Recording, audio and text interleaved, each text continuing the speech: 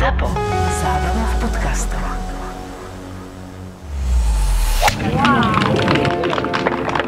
Janči, máš ešte golfovú sezónu, alebo už si dal palice do garáže?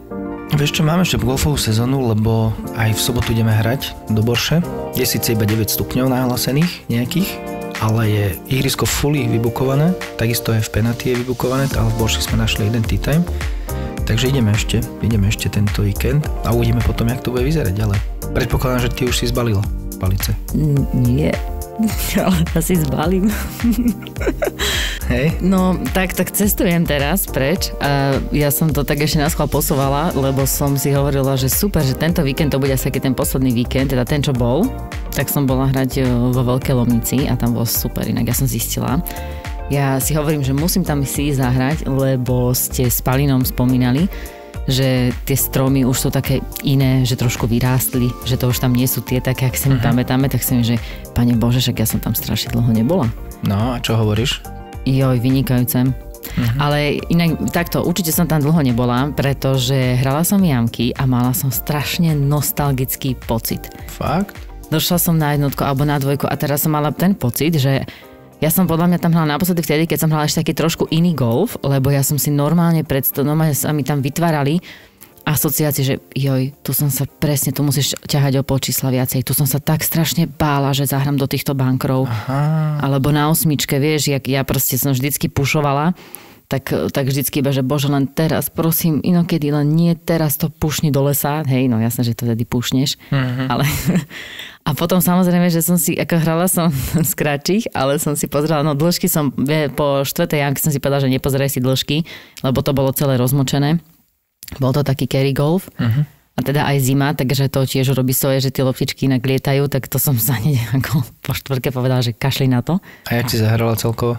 Nehrala som zle, to neviem, lebo som si nerátala, ale tak do nejakých 80 to určite bolo. Ale mala som tam aj tiež, ja som tam vlastne v Lomnici prvýkrát vyhrala majstrovstvo Slovenska na jamky. Wow, to som ja nevedel. Takže to bolo aj také, že ja neviem vôbec, prečo to na mňa došlo, ale fakt úplne, že čistá nostalgia a iba som myslela na to, že to si pamätám, to bolo vlastne 2008, trošku tak dávnejšie, ale tak prvé, hej, potom som Natalo vyhrala, ale to si, vieš čo, to si doteraz proste presne pamätám, to bolo po sústredení s Gary Ellisom. Hrala som v finále proti Luise Bubanovej a ja som proste v tom momente, keď som to vyhrala, ja som bola neporaziteľná. Lebo my sme mali sústredenie predtým, Gary ma tak nejak napravil, dal mi také fakt veľmi jednoduché rady. A ja som proste, to kam si chcel zahrať, tam si proste zahral. To si v tom momente mal pocit, že to už akože golf bude, že budeš hrať iba takto. Áno, hej? Áno, že už to viem. Sa už to veľa zmenilo ešte. Ale no, to bolo fakt, že úžasné. Proste taká prvá veľká výhra.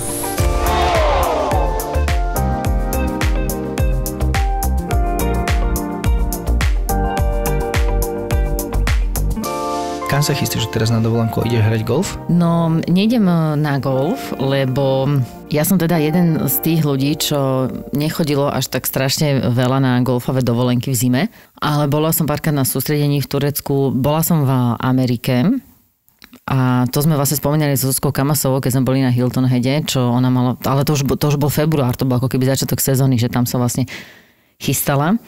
To bolo vynikajúce, však sme to aj spomínali, to proste bol jeden úžasný zážitok.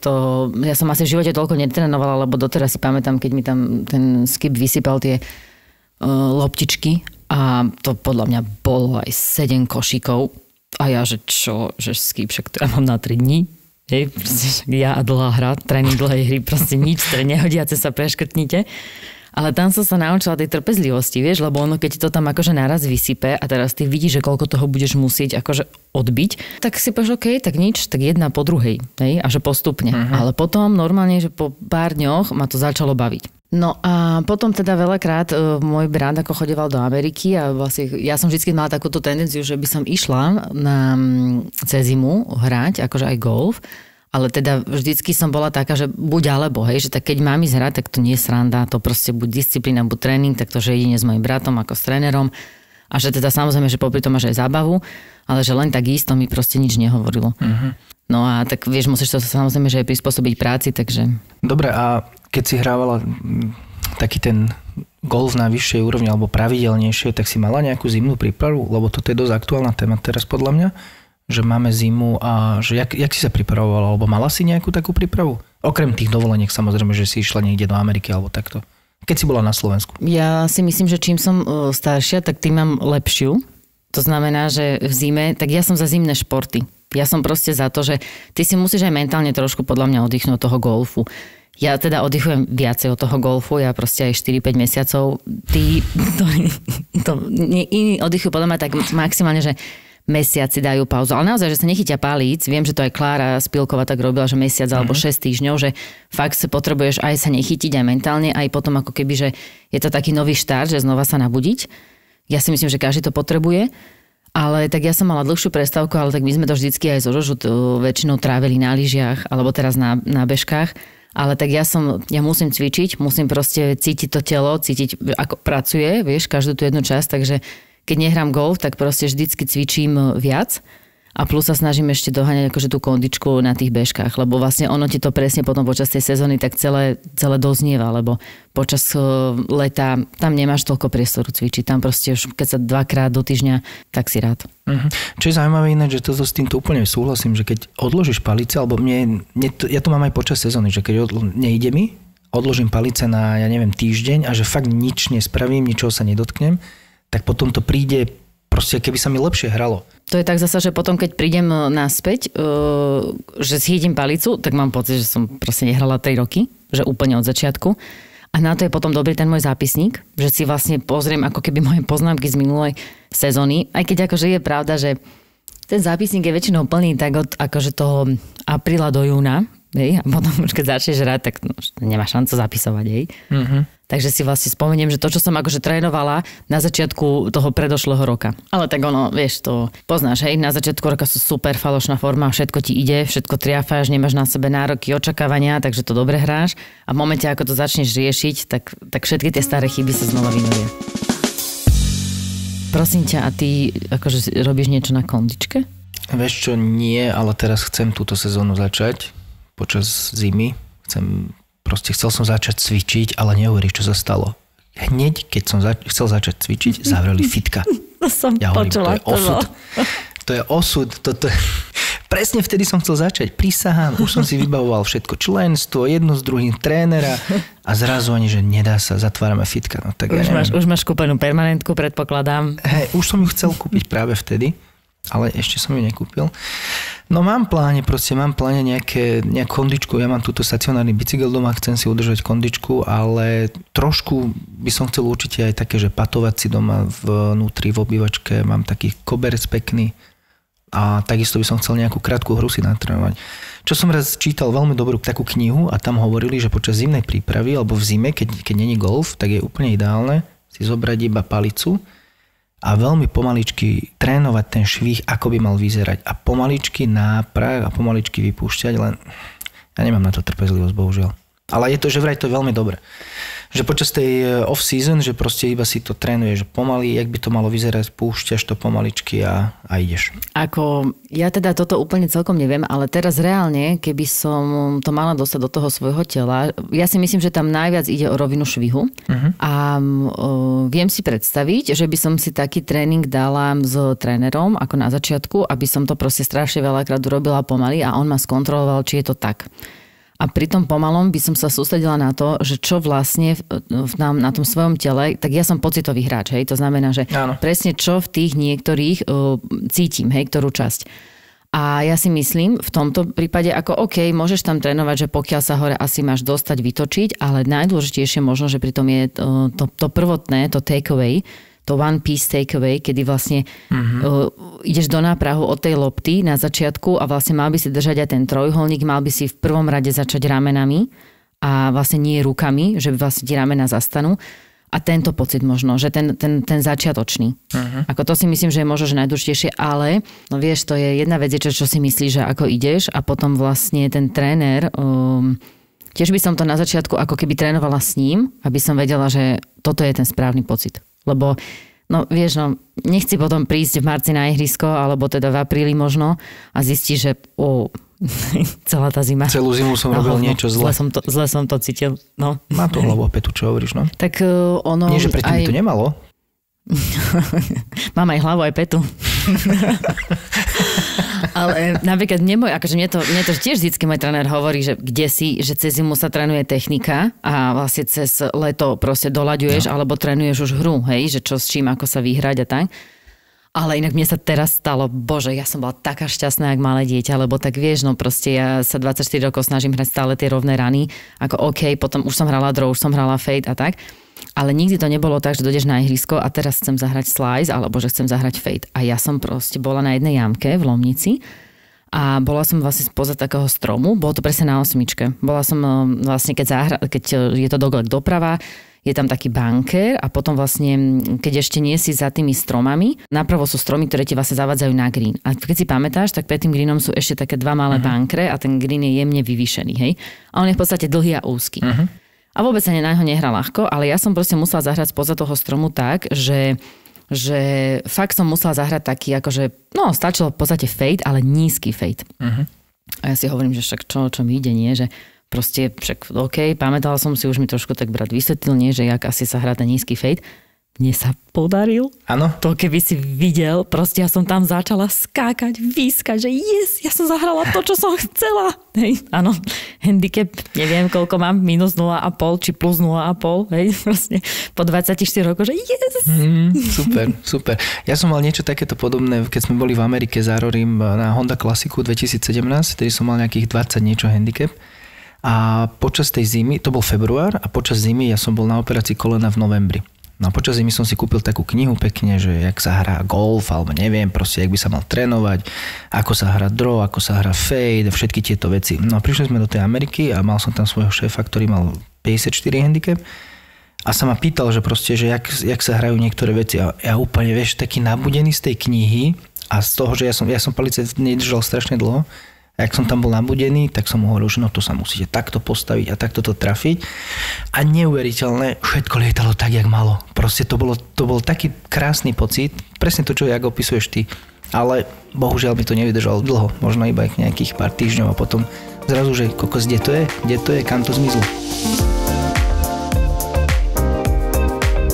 Keď si spomínal ten putting, tak mám veľmi dobrý drill na putting a myslím si, že inak každý si to vlastne vie urobiť sám, pretože vlastne to je niekoho iného, ja som si to požičala.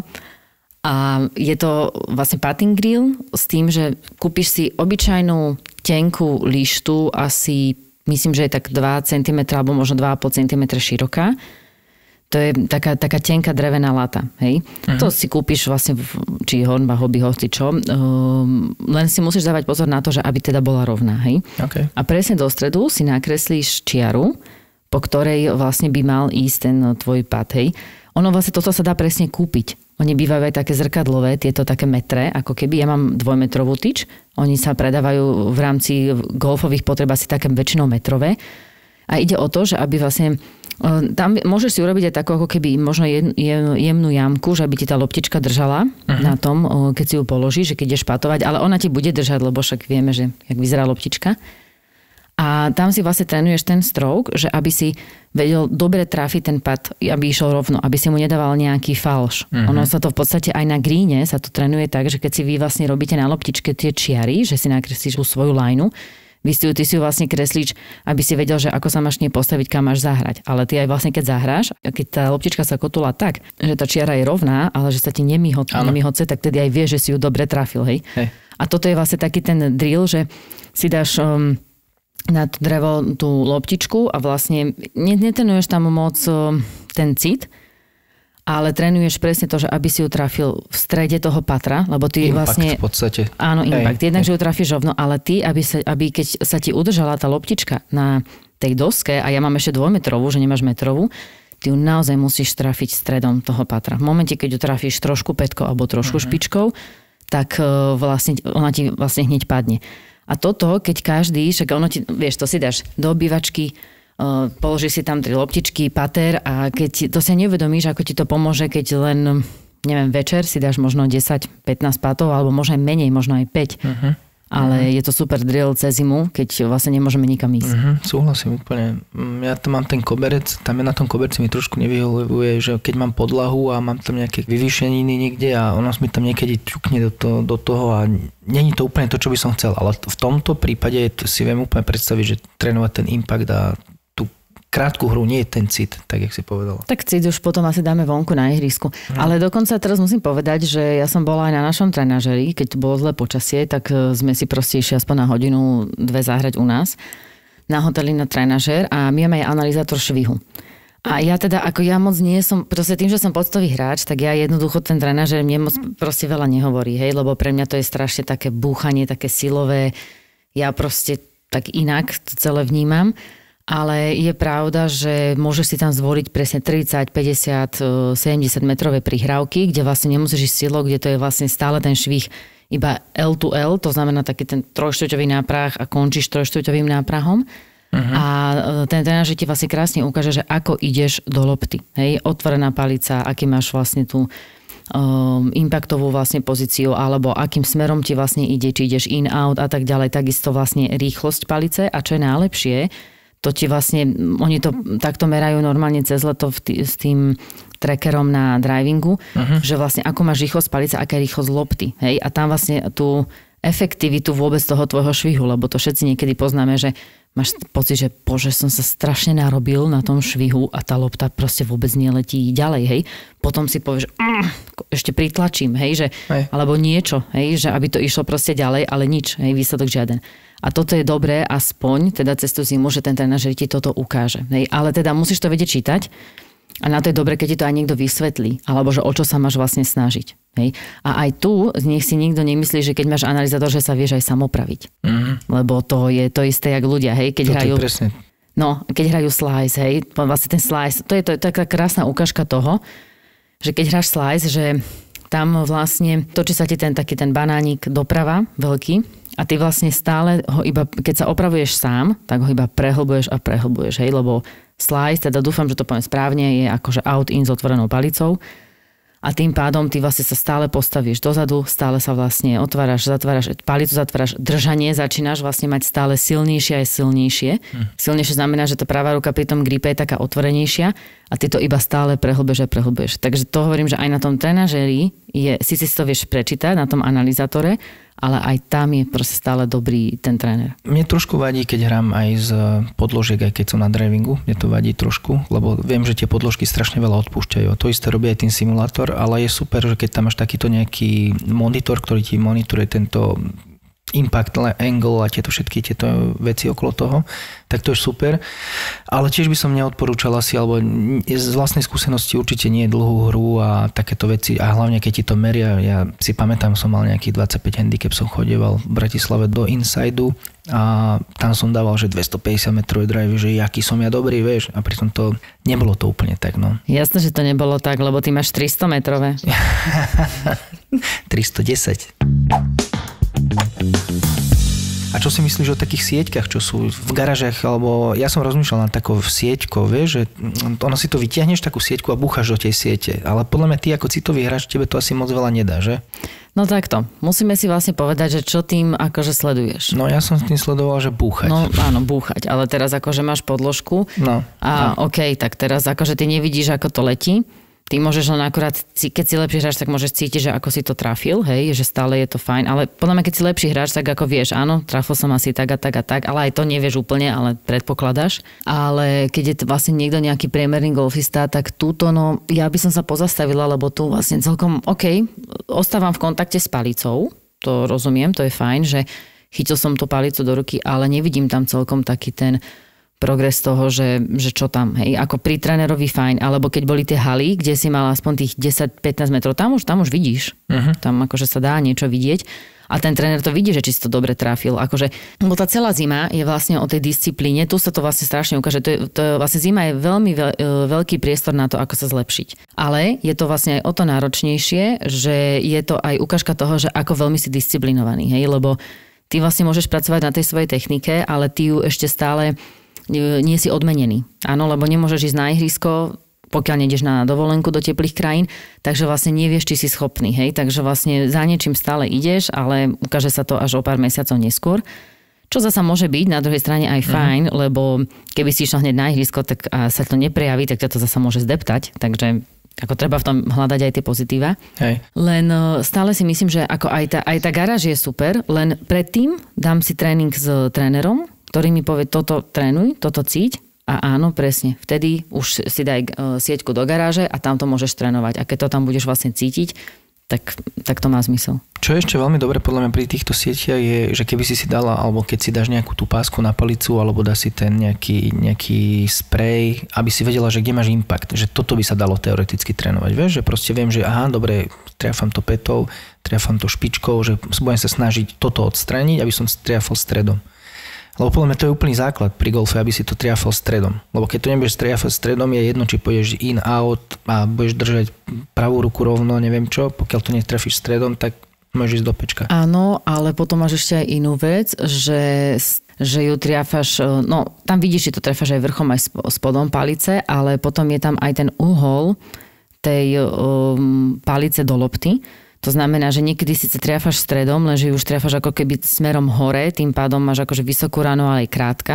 Uh-huh. Hej, to je, neviem, to je, keď si tyčkuješ proste vysoko, alebo driver viac menej týmto takto hráš, hej. Alebo zasa opačne, že môžeš ísť vlastne veľmi strmo do tej lopty. A to je, ale to je, vieš, to je otázka, že to sa teraz rozprávame, keby to, tak ono väčšinou takto sú takí náčenci a chcú trénovať tým, ja neviem, čo mám handicap okolo 15 až 20 alebo 25. Hej, a to znamená, to si myslím, že to sú handicapy, ktoré kvázi, keď som aj ja bola, že tak ako áno, snažíš sa nejako sám seba opraviť, potom si to vygooglíš, alebo to proste počúvaš, ale neviem, či úplne si toho schopný. Takže ja si myslím, že aj cez zimu, akože by sme mohli vyťažiť tých našich trénerov, čo budú chodiť len po horách. Súhlasím. Čo bol ten najposlednejší dátum, čo si hral na Slovensku? Že najneskôr. Taký, že úplne už pomaly snežilo. Ja som videl teraz fotku, myslím, že Žužu to dávala na Facebook, že tále boli zasnežené minulý týždeň o 2 týždne dozadu. To by si už asi nehrala, či? No, to boli zasnežené, ale to bola aj u nás skalka zasnežená. To bolo taký, to neviem, no presne 3 týždne dozadu, to bol taký jeden deň, 2 a potom nič. Potom akože prišlo teplo. Uh-huh. Ale ja si pamätám aj Silvester, že na Silvestra bolo také teplo, že na západe, proste čo sa robí vždycky ten odpad do nového roka, že kúpia tie farebné loptičky a hráš zo snehu, tak už teda bolo veľmi veľa Silvestrov, kedy zo snehu nehrali. Proste nebolo. A na Silvestra, že tiež bolo také teplo, že tak aj teraz si zoberie 11 stupňov, zasvieti ti slnko a reálne fakt som videla hrať v krátkych rukavoch. Hej, čo bolo naozaj teplo. Ja som mala termo a krátky rukav. My sme hrali minulý týždeň, tam bolo 10 stupňov bolo a chalanisko normálne v krátkych rukavoch a ešte mi hovoril, že čo v pohode úplne príjemne. Akože ja som mal tiež iba termo, ale všetko a v pohode bolo, no. Není to také zlé ešte zatiaľ. Najneskôr, čo som hral, ja si pamätám, že minulý rok som hral 23.11. som hral handicapový turnaj. Alebo tak nejak okolo 20. som hral handicapový turnaj v Borši. Lebo som naháňal handicap, vieš, ešte aj v novembri som ho naháňal, takže ešte aj vtedy som hral. Áno, to sú tí bežci na dlhé trate. Si predlžujú sezónu. Hej. A tak musíš akože nejako využiť, vieš, to ročné fíčko, proste to niečo stojí, nie? Tak ako predlžiť sezónu, jak sa len dá. Určite, presne, nech to je najmenej. Ja si pamätám aj také, že vieš, ono to je tak, že keď je stred sezóny, tak proste jasné, že kedykoľvek si môžeš zahrať golf, všetci proste akože nič, vieš, ani si to tak nejak nevážiš a potom, jak končí tá sezóna, tak si presne, tak viem, že jak všetci, vieš, že Ježiš, konečne dobré počasie, tak v tom momente sme všetci na golfovom ihrisku, alebo že ešte sa dá hrať a ja si pamätám, keď sme hrali ešte v Báči a to bolo proste, no, podľa mňa 7 stupňov, kosa, vodorovný dážď. Hej, ale ja s mojim bratom ešte 9 jamiek, že rozlúčka. Hej, proste, že rozlúčka s golfovou sezónou. Hej. Ale ty si bol proste taký nadšený, že si bol ešte na tom golfe, že mne ten vodorovný dážď v tom momente vôbec nevadil, vieš. A cez leto nič, že Ježiš, keby trošku poprchol, nejdem, pôjdem zajtra, hej. A teraz proste v hociakom počasí. Presne, alebo fúka trošku vietor, no. No, alebo jak som bola teraz v Lomnici, tak proste tam je ráno ešte bol opár, ako bolo to krásne, hej, bol tam opár a normálne ľudia nič, vieš, za normálnych okolností, však to nám musíte posunúť štart, čo si teraz o 8:30, všetci tam takto boli nastúpení v opare, vieš, nič išli, hráli, nevideli, ale proste taký si šťastný, že tú 18 chceš dať. No, to je inak sila, presne. Aj teraz to je vidieť presne na tých ihriskách, ktoré sú vybukované, úplne aj Borša, aj Penaty, čo som chcel hrať, tak všetko vybukované, lebo ešte pome, ešte posledný krát. Ja som tento posledný krát už mal 3-krát túto sezónu, už som si 3-krát povedal, že už nejdem a nakoniec ešte idem aj tento víkend. A vieš, na čo je ešte veľmi dobrá zima podľa mňa? zima je veľmi dobrá na to, aby si dal ciele na ďalšiu sezónu. Že ja neviem, chcem vyhrať nejaký turnaj, alebo chcem nejakú sériu turnajov vyhrať, alebo si chcem znížiť handicap na nejaký určitý limit a proste presne tu máš ten čas, kde môžeš si naplánovať, že ako to spraviť, čo preto spravím a taký proste, že setting goals, to je podľa mňa úplne ideálne. Ja som to zvykol robiť, ale teraz som to nespravil túto sezónu a dosť ľutujem. Takže túto sezónu, túto zimu to určite spravím zase. Predtým si mal čo? Mal si ciele handicapové? Mal som ciele takéto, že dajme príklad, keď som mal, myslím, že to bolo 22,8, som končil sezónu niektorý rok a dal som si cieľ, že musím ísť pod 13 ďalší rok. Akože toto bol hlavný cieľ. A dal som si ešte také podciele, že koľko párov musím zahrať, koľko birdie musím zahrať. Dal som si cieľ, že minimálne 3 turnaje musím dohrať s jednou loptičkou. Že proste keď dohrám turnaj s jednou loptičkou alebo súťažné kolo, tak to je úspech, zapisujem si čiarku a ešte 2-krát. Potom bolo, že tam som mal, že green v regulácii som si dal nejakých, že 15% som si dal, že musím mať green regulácii 15%. Potom som si dal, že fairway, mám to stále, tu mám v počítači. Presne som mal na všetky tieto takéto hlavné ukazovatele, green regulácia, fairway, paty, priemer patov musím mať pod 2. A potom mi raz ste povedal, že toto není úplne dôležitý údaj pre teba, že pre teba je viac dôležitý údaj pad v regulácii. Že keď si v regulácii, že to je dôležitý údaj. Vtedy byť pod 2. Lebo niekedy si môžeš čipnúť blízko, doťukneš a máš jeden pad a odchádza, že wow, super, mám jeden pad. No ale to nie. To bolo kvôli tomu, že si to dobre zahral tú krátku hru, ale buď v regulácii a vtedy zahraj 2 paty. To je dôležité. No a mal si nejakú zmenu tej prípravy? Potom som prispôsoboval tréning tomu. A jak si ho prispôsobil? V zime som sa vždy snažil, že patovať si doma alebo krátku hru si nejakým. Len ono to je, vieš, jak ono si taký nabudený, keď si to spravíš a potom to klesá. A potom keď začína zase sezóna, tak zase to stúpne, to nadšenie a potom zase počas sezóny to klesá. Proste to je taká vlnka, bohužiaľ, no. No ale to ti presne hovorím, že v tej zime, to je o tej sebadisciplíne. No, nevieš si pozrieť ten výsledok, nevieš, či to vlastne prinieslo ešte ten výsledok a tam proste musíš ísť a musíš tomu veriť. Ale možno, že toto ti inak pomôže ako ten tréner k tomu, že on ťa vlastne dokáže vtedy tak nabudiť. Alebo ti povedať, že sme na dobrej ceste. Hej? Že keep going. Alebo môže ti v tomto vlastne pomôcť. Hej? Takže to vidím ako také pozitíva. Určite ľahšie to je s trénerom. Ale rozmýšľal som nad tým, že či som ja niekedy mala ciele. Keď som asi začínala, tak som určite mala. Presne, myslím si, že tie základné ciele, tie handicapové, že to je také OK. Že ako sa zlepšiť, hej, tí, čo si píšu štatistiky a zodpovedne si píšu štatistiky, tak si už môžu dať aj tieto nejaké štatistické ciele. Alebo teda samozrejme, že najdôležitejšie je dať si tie merateľné, hej. Ale ja som práve, že to som sa zamýšľala nad tým, že ja som potom posledné roky už ani nemala tie merateľné ciele. Ja už som mala skôr také tie, že aby som mala radosť. Aby som mala radosť počas toho roka z golfu. Ale mala som aj to, že som proste vedela som, že ako chcem triafať tú loptu a o to mi strašne išlo, lebo vlastne ty už aj časom cítiš to telo, že keď to zle triafáš, tak ono sa to, a hráš veľa golf, tak ono sa to na tom tele odrazí. Hej? Keď ťa vlastne niečo začne bolieť, tak je to pravdepodobne preto, že v tom švihu robíš niečo zlé, teda samozrejme, že môže to mať aj iné príčiny, ale keď sa ti niečo ozve, znamená, že asi robíš niečo zlé. To znamená, že ja som už mala takúto víziu, že takto chcem triafať loptu, takto chcem vlastne hrať. A skôr už potom som mala na tú techniku, lebo mňa veľmi baví trénovať. A s tým, že chcem mať radosť. Hej? A potom samozrejme, že nemala som nikdy úplne, ja zasa nemám akože cieľ handicap, ja mám skôr cieľ, že koľko zahrám, že hrať stále okolo páru. Hej? Alebo nemať výkyv, zahrať 80 alebo nad 80, proste, že stále hrať okolo páru a zase keď hovoríš, že aj ty si mal také tie, že čo zahrať na ihrisku, tak vieš, aký je úplne najväčší, teda aj to veľmi náročné, tak pre tých lepších zahrať bogey free round. To je fakt, to je veľmi náročné. Presne, no. Nemusí to byť akože taká výhra, lebo však akože ty môžeš niekedy zahrať akože aj bogey a potom zase zahrať oveľa viacej tých birdie. Ale niekedy ideš na ihrisko a vieš, že máš strašne veľa regulácií, že si na tom dobré, že proste si taký stabilnejší. Vtedy ma to niekedy nápadne, že wow, že by teraz, že idem, v tom momente zahrám bogey. Ty máš bogey free round, tvoj cieľ, ja mám, že bogey ešte OK, ale už double bogey a horšie už nie. A ešte ani raz v živote sa mi to nepodarilo, toto je jedna vec. A potom túto sezónu som mal jeden cieľ. A to zahrať hociaké kolo bez trojpatu. To bolo neuveriteľne ťažké, ty kokos. To bolo tak ťažké spraviť, že ja neviem, či to, akože možno si ľudia povedia teraz, že čo, zahrať kolo bez trojpatu, že to je ľahké. Raz sa mi to podarilo na Legende v Penaty, takým spôsobom, že ten chalan, čo hral so mnou, tak on presne vedel, že čo je môj cieľ. Lebo už nehral som akože dobre, ale fakt som sa sústredil, že nesmieš dať trojpad. Na 18 som bol v regulácii a som mal taký 15-metrový pad. A hovorí mi, že on prišiel ku mne a on neviem prečo, on to nespravil na schvál. Ja viem, že to nespravil na schvál. Sa ma opýtal, že počkaj, nemal si ešte trojpad, že? A ja v tom momente, ja som ten 15-metrový pad nechal asi 4 metre krátky. Ja som myslel, že ho zabijem. Však to nevadí, dal si ten 4-metrový? Dal som ho nakoniec. Vidíš. Ale to som ja skákal. Tí, čo boli na terase, tí si podľa mňa mysleli, že som zahral pod pár alebo niečo, vieš, a pritom som mal, ja neviem, 90 niekoľko rán, ale nešlo o to, išlo o to, že som konečne som zahral kolo bez trojpatu. Strašne ťažké to bolo.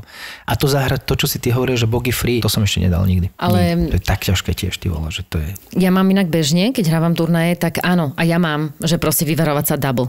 Hej, to bogey free round, to zasa není, že to teraz akože každé kolo chceš zahrať. To proste cítiš, kedy to je tá príležitosť. Že sa to podarí a to vlastne je to super, je to odmena, je to úžasné, čo zahrať, to je niečo ako zahrať eagle, zahrať proste hole in one a tak, že si rád, že si to urobil, ale to vlastne vôbec není až také dôležité, hej, ale je to proste nejaký zážitok, alebo že si zapíšeš. Ale mám vlastne tiež, aj s trénerom, keď sa dohadujeme, tak sa vlastne vždycky si poviem, že vyvarovať sa double. Lebo to už, ako áno, už je to proste plus 2 na jamke a už je to viacej. A ono to veľmi, veľmi to proste vidno na tej scorekarte. Keď som napríklad ja hrala vo Švajčiarsku, ja som vlastne vo Švajčiarsku nezahrala ani jeden double za tie 3 dní, čo sme tam hrali. A to je a to ti veľmi, veľmi ti to pomôže, super. Keď sa presne vyvaruješ takýmto veľkým číslam. No. Tak je to iné, no, keď potom, vieš, v Čechách zahraš 10 na jednej jamke, no, hej, plus 5, to už sa ako ťažšie, hej, sťahuje, dá sa, ale... Rozhodca ťa chce zobrať na odpalisko, ty si povedal, že nie, ja sa prejdem, to bolo vtedy, že? No, to je také, že... Prepáčte, potrebujem chvíľu času. Musím sa prejsť. Potom príde znova za mnou. No a teraz vás už môžem zobrať? Nie, mám pocit, že ešte nie. Ale zasa berme to tak, že je to krásne, že on bol milý a ja som bola milá. Hej, lebo zase musíme sa vedieť aj k rozhodcom správať, nie všetci sa vieme, akože nehovorím, že ja sa tiež vždycky usmievam, ale teda akože zachovať si takú tú dôstojnosť toho, že aj keď teda proste najradšej by si vypenil, hej, všetko by si tam porozhadzoval, alebo aj ja minule som od nervov, tak ako proste mal som strašné nervy a vedel som, že nič nemôžem urobiť.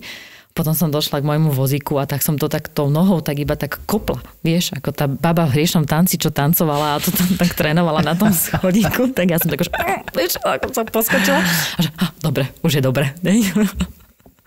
Ale tvári sa, že nič sa nedeje. Na dámu. Takto sa kope na dámu. Keď sme pri tom turnaji v Čechách, tak ty si robíš takýto nejaký plán, jak profíci, že no, takže 2021 pôjdem hrať majstrovstvo amatérov, mid-age, Poľsko, Česko, Maďarsko alebo niečo takéto, že alebo to ide, že proste príde ten 2 týždne predtým, tu sa hrá toto, no dobre, idem. Alebo máš to naplánované dopredu? Mám naplánované presne, že ktoré turnaje chcem ísť hrať, lenže tak ono vtedy, keď vychádza ten kalendár, hej, aj keď ako je pravda, že vlastne všetci na tom kalendári už robí. Mne sa zdá, že napríklad Češi už majú kalendár. On sa samozrejme, že môže ešte pomeniť, čak ten rok 2020 je celý o tom, že ako sa vieme prispôsobiť. Viem, že slovenský kalendár sa tiež robí, že na ňom pracujú október, november a myslím, že aj v novembri už potom býva, alebo možno začiatkom decembra, že ho schvália. Ale, takže ja už si aj vtedy pozriem, že čo ako je, ale ten úplný kalendár si robím väčšinou v marci alebo v februári. Je to také super, je to vtedy, keď sa chceš tak navnadiť na tú sezónu, tak je to najlepšie si pozrieť presne ten kalendár, že toto chcem hrať. Ale ja si vyberám, mám také svoje obľúbené turnaje, na ktoré proste rada chodím, lebo sa tam dobre cítiš, aj potom, podľa mňa, aké to ihrisko, tak podľa toho aj vieš, že OK, tam keď sa raz cítiš dobre, tak tam aj máš veľkú šancu zahrať. Takže si vyberiem zopár, ktoré určite chcem ísť, na ktoré sa vlastne budem pripravovať. A potom sú také tie, ktoré ostávajú akože s otáznikom, že áno, rada sa zúčastním, ale keď nepôjdem, tak mi to akože nevadí. Alebo potom sú super si pozrieť aj rôzne také tie európske alebo majstrovstvá iných krajín, že kedy sa hrajú na akom ihrisku, lebo to vlastne môže byť zážitok, hej, aj pre takých tých, aj ty, jak si ty golfista, ja si to viem predstaviť, že by si išiel na nejaké majstrovstvá inej krajiny. A minimálne vieš, že keď ti poviem niektoré, ktoré sú dobre zorganizované a že máš na nich fakt naozaj ten pocit toho súťažného golfu, tak ja odporúčam to každému zažiť. To vlastne to isté robil Kamil, keď išiel na majstrovstvá Európy mid-age s nami do Švajčiarska.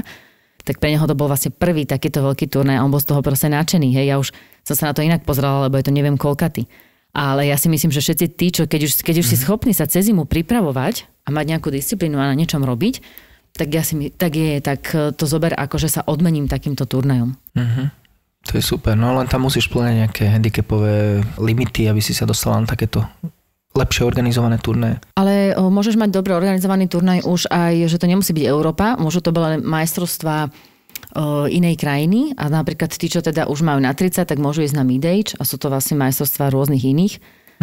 Takže, a ktoré viem, že stoja za to, budú proste fajn organizované, takže aj tak by som išla. Aj tým štýlom proste. Alebo celkovo, že hráš s inými hráčmi, že aj vlastne cudzojazyčnými alebo z inej krajiny. Myslím si, že to je tiež vždycky zážitok dobrý. No uvidíme, jak to situácia to povolí, tento COVID, či nám povolí budúci rok, ale ja dúfam, že áno, už to nebude problém cestovať a hrať golf aj v zahraničí.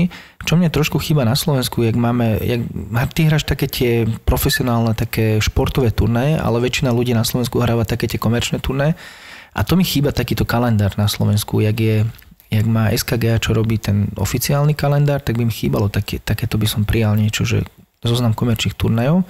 A ten amatér si určiť, že ktorý turnaj budem hrať, akože toto je tá túra, ktorú chcem hrať, nie turnaj, túra. Tak máš ich na SKGA, nie? No máš, ale ty nevieš proste, to musíš manuálne si to vyhľadať všetko, že OK, aké sú turnaje, aké sú túry, dobre, táto túra sa mi páči, OK, kedy hrajú.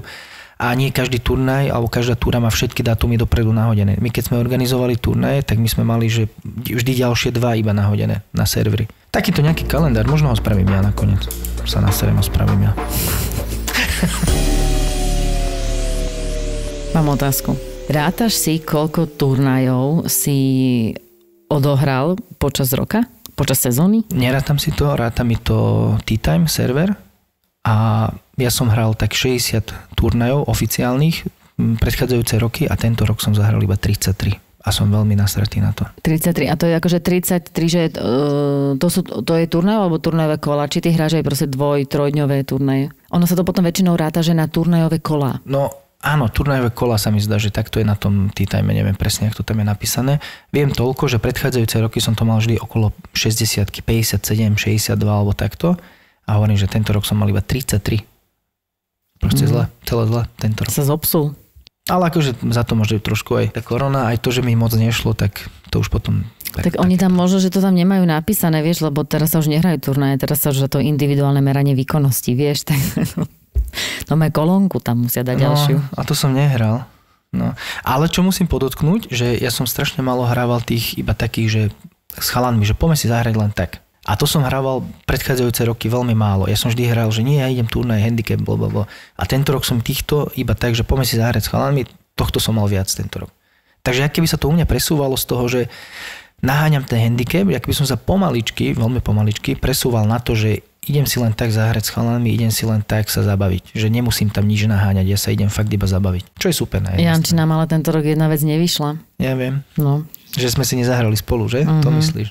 Nevadí, napravíme. Ako videla som ťa aspoň na tú jednu ránu, ktorú som potom tak kvetnato opísala. Ty si videl teda moju prípravu na drivingu, ale neviem, či som vôbec stihla trafiť do lopty. No nie, lebo ja som tam čakal 15 minút a furt nič a ona furt sa vedlo svičila. A ty už si mal tea time, hej? Hej, ja už som mal tea time a hovorím, že pozriem tú prvú. Nie, nedalo sa. Nevydržal som a to si myslím, že mám trpezlivosť, no nemám. Ale videl som ťa v ten deň, čo si ma ty videla, tak ja som videl jednu ránu na 2, approach do greenu, to si dala nejaký polmetrak vlajka. To sme mali laser, lebo ja som inak minule rozprávala, že jak som hrála ten Slovak Open, tak tam sme nemali povolené lasery a musel si to všetko krokovať a tak. A zo mňa si robia srandu, že teda ja som akože veľmi dobrá v matematike, ale že niekedy mi úplne tie najjednoduchšie počty až tak nejdu. A že tam si to musel krokovať a vyratávať, vieš, že nejak, že koľko je vlastne tá fangla, však jednak, jak máš tam tie vzdialenosti, si musíš krokovať, potom samozrejme ešte aj jak stojí vlajka, alebo teda jamka od začiatku greenu, hej, teda plusy, minusy, tak v podstate krát nemáš, takže jednoduchá matika, ale niekedy vie zamotať. Áno. Tak ja proste si hovorím, že ja prestanem používať laser. Jak som si to tam ja vtedy vyratávala, tak ja som proste bola non-stop meter ku fangli. No a teraz hľadaj, že kde je problém, hej? Teda respektíve hľadaj, že čo bolo plus, že či buď mám zlý laser, alebo jednoducho, že neviem teraz, či som si to zle zrátala a vychádzalo to, alebo som hrala oveľa viacej pocitovo. Ale tak Mala by som niečo zmeniť.